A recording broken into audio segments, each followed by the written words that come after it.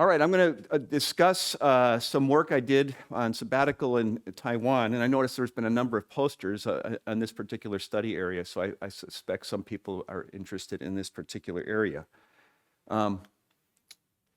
So the high-speed rail system near Tuku, that gray line is the high-speed rail system. The orange there represents the area of greatest subsidence, and what we're looking at is in Taiwan, where the blue area here is between Changhua and Yunlin counties, the Shaoshui River alluvial plain. Again, we have in the proximal area, you have coarse-grained sediments in the east, getting finer-grained as you get toward the Taiwan Strait and the coast in the west. So your clay content increases as you go west in this area. And so you have a lot of land subsidence, and of course, land subsidence and high-speed rail systems do not go well together, just like oil and water don't mix well together, just like Putin and Zelensky don't mix well together either. So it's a big problem. So there's large vertical deformations west of the rail line from groundwater pumping and are causing the pillars in the area to subside. The high-speed rail company has shown that the number of pillars directly east of the large subsidence area, again near Tuku, are moving west, and I say that with kind of quote marks, moving west toward the center of the subsidence bowl. And the 6 pillars directly east of the subsidence bowl, and I'll show you those in a later slide, are tilting to the east, which is an anomaly in a sense if you think about vertical land subsidence, because you would think that they would actually be tipping in the opposite direction. And I'll point this out as we go. So the questions to be addressed today are: what factors affect the, again, assumed westward horizontal motion of the pillars near the subsidence bowl near Tuku? Secondly, what factors are causing the eastward tilt of pillars to the east of the subsidence bowl? And finally, what possible strategy can be implemented to help mitigate both vertical and horizontal motions of the high-speed rail near Tuku? Okay, so the study area is again in Yunlin County, which is the area of the greatest land subsidence in this part of Taiwan. And we're going to be looking, I'm going to develop here basically a two-dimensional plane strain model. And I know this is not a modeling session, so please bear with me, I'm sorry. I got put in a different session, but I'm looking more at mechanism than I am at actually investigating modeling per se. So we're going to develop a 2D strain model that goes from basically the subsidence zone near Tuku to the boundary, and I say the boundary in the east where we actually are in bedrock. Okay, this is very, very important. All right, so that would be the conglomerates near the Changhua Fault to the east. So if we look at the conceptualization of the system and how I'm kind of looking at this, we have, if you look at the red box there, that kind of represents my 2D vertical plane strain model. So in Taiwan, there's basically 4 aquifers, 3 major aquitard systems, but we're only looking at the topmost part because almost all the pumping occurs from F2, aquifer F2. And our plane strain model, if we look at basically that red block and expand it out, we're looking at an area of pumping on the left, which is where, again, near Tuku, think of that pumping well near the Tuku area, where we have the greatest subsidence. And if we look at radial displacements, everything's allowed to move radially above and on the top and the bottom of the model, but it is fixed, it is pinned on the right-hand boundary. Okay? I don't know if the light, this thing, oh, it does work. So the right-hand boundary here is fixed from moving radially because it's in the bedrock. Okay, it's fixed in the bedrock. Vertically, everything can move vertically up and down as expected, and we're going to pin the bottom because we don't really know a whole lot what's going on. I don't think there's a whole lot of pumping down in this aquifer here, so we're just going to fix this at the base. So if we look conceptually, we're going to look at 12 model layers vertically, and we're moving water outward, normal flux from F2. And again, because it's a plane strain model, we don't actually have a pumping well, so we have to just use a normal flux out of the model from aquifer 2. We're looking at the top 200 meters of the system, but we're looking at 25 kilometers approximately from Tuku to that eastern bedrock boundary. And we're geometrically increasing the grid from about 0.1, where we have where water's exiting the system, to about 5 kilometers, and we're using 40 columns to do that. So from a basin scale approach, you can see that we have the sea or the Taiwan Strait to the west, and again, we have a thickening wedge of clays, which is the darker brown color. The lighter tan color are the aquifers again. So we have the pumping in the Tuku area, which is kind of in the middle of this system. And again, zero vertical displacement boundary, and we have the bedrock to the right with zero radial displacement at that particular system. So what is going on? What happens when we pump? And I like to use this graph. I've used this particular set of plots for many, many years because I think it's very instructive, especially if you're not familiar with the mechanics of radial or horizontal deformation. So when you begin to pump a well in an confined, continuous porous media, you have everything moves at the initial stage. You turn on a pumping well, everything is moving at the maximum velocity it will ever move. All right, so we can see as soon as we turn on a pumping well, at any point in the confined aquifer system, there's a maximum velocity that's occurring. In other words, I'm not talking about water, I'm talking about the porous material, the structure itself. The grains are moving at a maximum velocity at that point, and they decrease over time at every point in the aquifer system. And ultimately, when this asymptotically reaches zero, or you actually are at a new steady state. Your system is at a new steady state. You'll no longer get any more land subsidence. You'll no longer get any more deformation.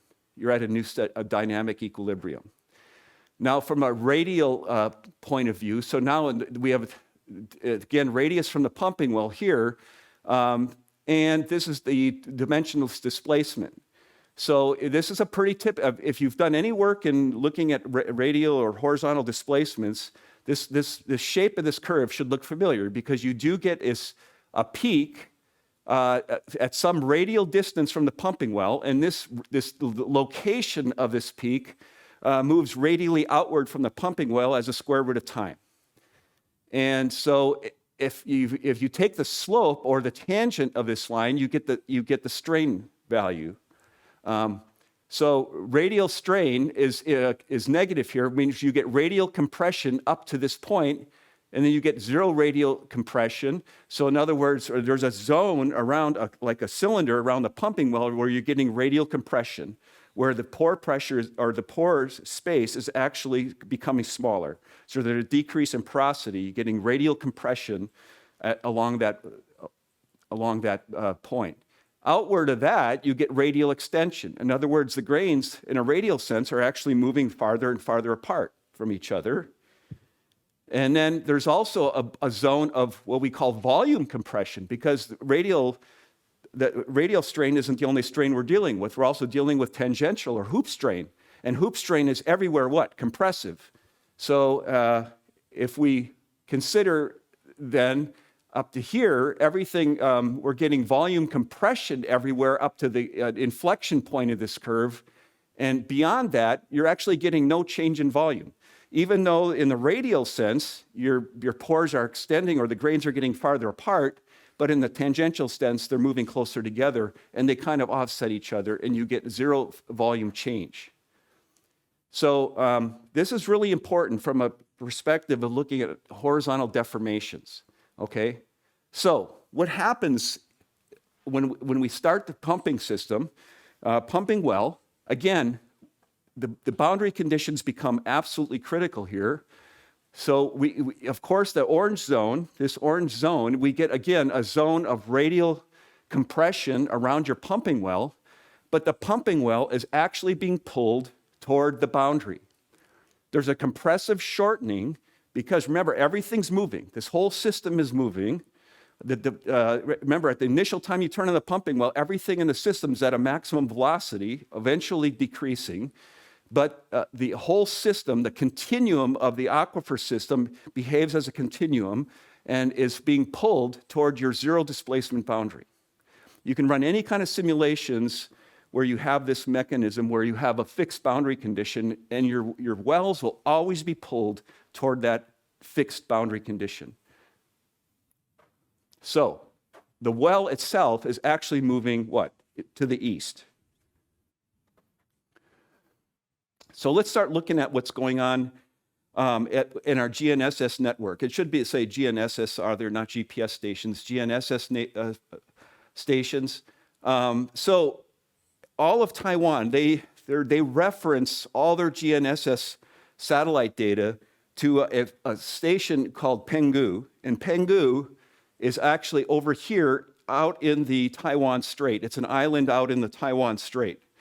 So that's what they use as their reference station. So all of the entire island of Taiwan is basically moving as a continuum with regard to that station. So there's no way to decouple what's going on in the aquifer system from what's actually going on with the bedrock around the aquifer system. So we can't determine what's happening as a result of groundwater pumping when we use Penghu as our station.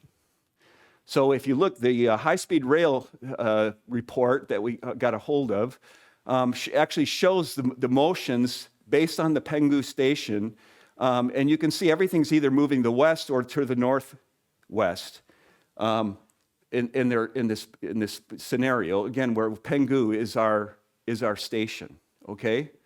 So this really does not reflect, though, what's happening in the aquifer system at all. This is just, this shows how the aquifer system is basically sitting on top of the bedrock or the whole island of Taiwan, which is all moving toward the west due to tectonics. It has nothing to do with pumping, it's all tectonics.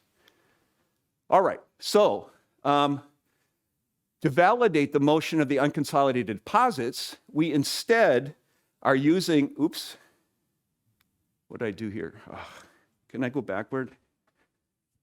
Let's see.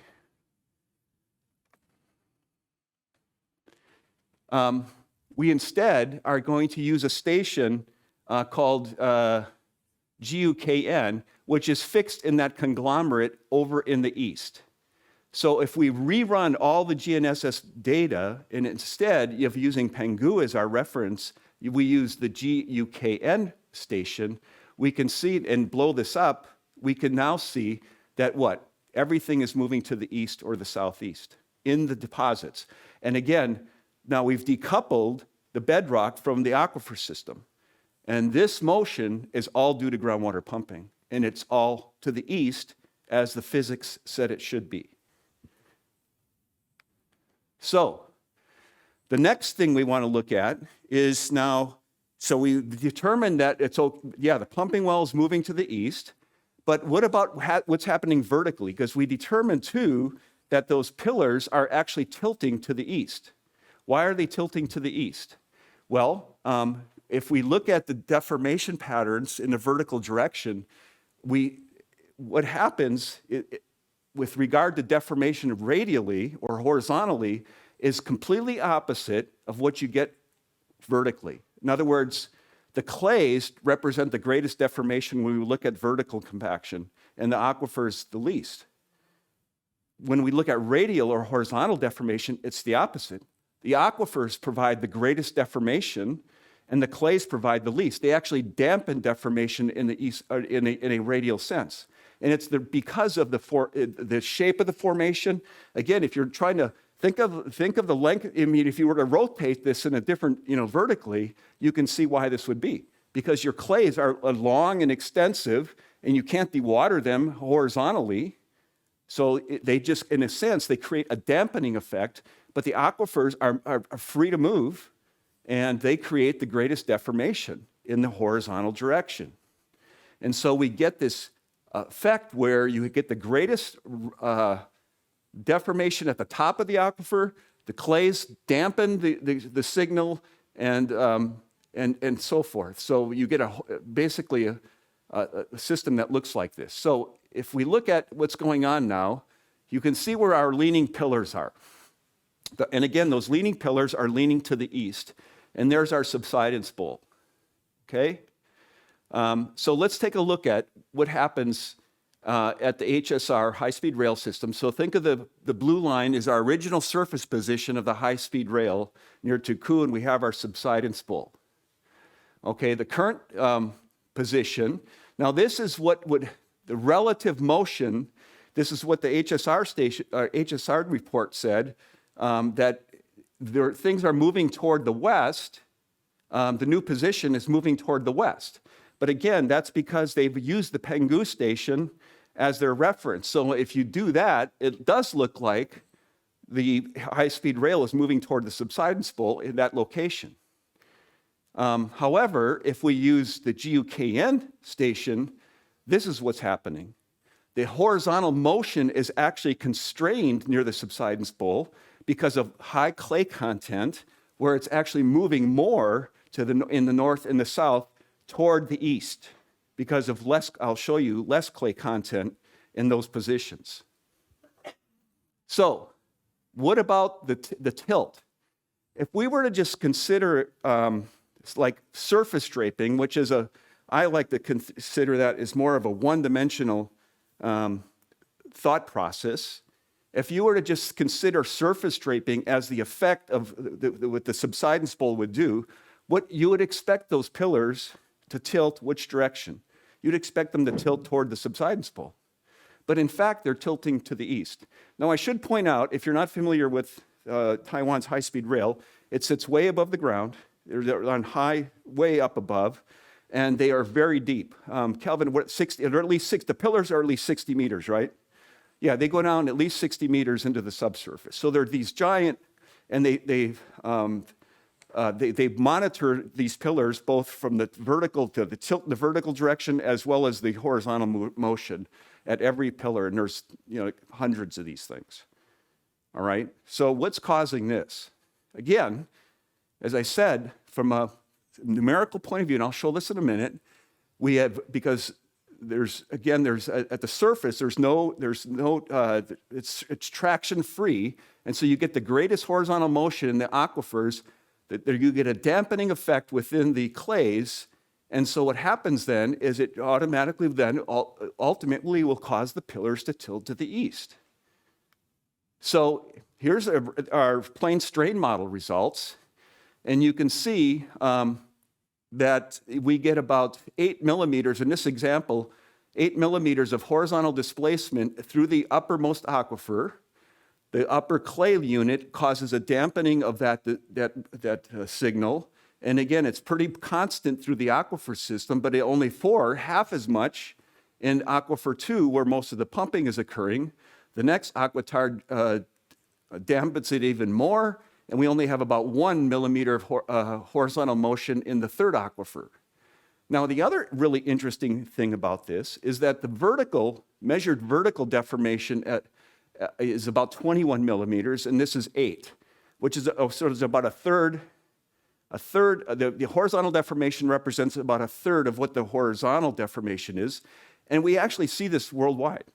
If you look at the Wilmington oil field in Southern California, if you measure the horizontal deformations, they happen to be about a third what the total vertical is. And we've seen this outside of Las Vegas in another study we did. The vertical is about, the horizontal represents about a third of what the vertical is. And it's odd that seems to be a very consistent pattern around the world. Okay, so if we look at, now they've done borings at all these pillars and have determined, if you look, you can actually determine the clay content at all the pillars, and the greatest clays happen to occur where these 6 guys are, just to the southeast of their subsidence bowl. And again, this is the reason why we saw, again, you remember horizontal deformation is constrained, which is why the high-speed rail system has been constrained at that location, but you have much less clay content north and south of that subsidence bowl, And it's, of course, then things are more free to move toward the east, away from that subsidence bowl. So this is a real motion of the high-speed rail system. All right. Finally, and I'll make this quick because we're probably running out of time, but there's challenges, obviously, to mitigating pumping-induced ground motions. And this is a huge problem in Taiwan, as Kelvin is well aware of. And it's not just a scientific problem, it's a cultural and societal issue in Taiwan as well because of the people's livelihoods and everything else that's going on. So what can we do to maybe mitigate subsidence? And I'm just throwing an idea out here, but so again, the INSAR-derived land subsidence, again, is in that Yunlin County area in the central part there. It's showing up in orange. But that's not where the largest water level declines are occurring. So obviously, land subsidence is a very complex system in Taiwan because oftentimes you would think you would have the greatest pumping right below the subsidence bowl, and in this case, that's not true. All right? So there's the elastic and inelastic deformation. It's a very complex system. It's not an easy problem to solve. But what can we do? Well, again, in the east, there's very little clay. So why can't we, instead of pumping in where we're having all the subsidence, where there's clays, why can't we pump instead in the east, maybe even inject water through some mechanism to get it there, pipeline, whatever, and inject water to help mitigate subsidence. Again, when I presented this to some of the water managers in Taiwan, they just kind of they didn't shake their head, but they go, how would we even get that done? How would we be able to do that? Well, that's not my problem. I'm a scientist. That's their issue. So let them deal with that. But that's one way. You don't want to pump where you have all your clays. You want to inject and get water levels restored so that subsidence will cease in those areas. Because obviously the high-speed rail that's a challenging issue if you have subsidence with a high-speed rail system. Okay, so conclusions. Horizontal motions observed along the HSR are valuable for understanding the hydromechanical behavior of the system. Understanding we have vertical deformation of the pillars, but we have eastward tilt. We're clueless as to why they would be tilting to the east. I think we hopefully answered that question. Mechanical boundary conditions inhibiting horizontal motion in the bedrock is shown to be responsible for the observed behavior. When it comes to horizontal deformation, boundary conditions are everything.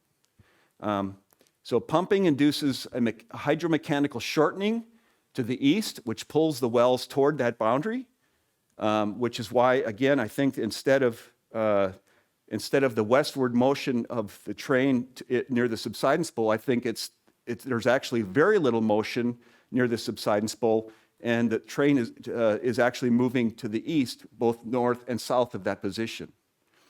And drag from eastern horizontal motion caused by the clay confining units results in greater traction-free motion than at depth. So you get more motion near the surface. Those clay beds create a dragging effect, which explains the eastward tilt of the pillars. That's it. Thank you very much for your time, and I'll take any questions. Thanks for Tom's presentation. Any question for? Thank you very much, Tom, for a beautiful presentation. Yeah, thank you. I think it's Lagrange, eh? You think what? Lagrange. I was wondering, you also showed that there is a development in time where the maximum movement moves towards outward. State. Do you see something of that as well? Over time? Over time? Well, let me just point out, I'm not trying to mimic or the actual field conditions. I'm trying to understand mechanisms here. And, I think that's the big thing. They want to understand what mechanism could be causing this. And so I think that if you're thinking of what's going to happen over time, that horizontal motion will actually slow down over time. I mean, it starts big in the beginning, and it will slow down over time if you kept a constant pumping rate. And it will ultimately reach a new steady state, and everything will cease moving at that point, and your heads will actually stop moving changing at that point as well. Okay? Okay. And Shimon? Thank you for the presentation. I'm a little bit confused. Why did you decouple the vertical from the horizontal? I didn't decouple the vertical from the horizontal. And you showed that most of the groundwater withdrawal is from F2. Mm-hmm. So you should have some shear component, because it's not the entire rock column is moving to the east or west. You have the surface is relatively stable, and at the subsurface, the F2 is pulling more to the west, and as a result, you should have shear toward in the upper layer toward the east. I don't think so. I mean, no, because the whole well, the moving water out of the system is actually pulling the whole well system actually to the east. And I'm talking mechanically. Yeah. The rock column. Oh, the First, rock column. The rock column in the east? In between. There's no rock. This is all sediments. It's all sediment. These are all sediments. Yeah, but if there is mechanical deformation of that, if the responding, the boundary condition is not all along Yeah, it is to what though. The extent? boundary condition is only in the lower bedrock. part, in the middle part of, not near the surface and not at the bottom. There is like Yeah, in the middle. where you pull the water in the midsection. Yeah. Where F2. Yeah. So as a result, there should be some shear component between the F2 and above. I mean, caused by pulling the water out, you mean? Yeah. And as a result, it will tilt to the east. No, I mean the shear, the deformation. This is the results I showed you in that simulation are the deformation caused again by removing of the water to the east. I mean oops. Let me see if I can go back.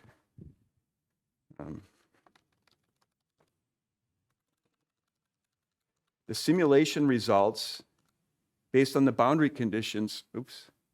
Is there a way to get this picture back on the screen? Yeah. oh, you need to wait to this one. Okay. Thank you. So this is the simulation results of the deformation.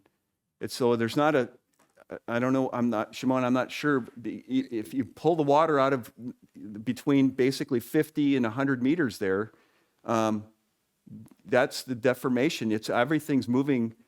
This is the radial displacement toward the east. Yeah. All right, we'll talk Okay. about it. Yeah, we can talk about it. Yes, Jim?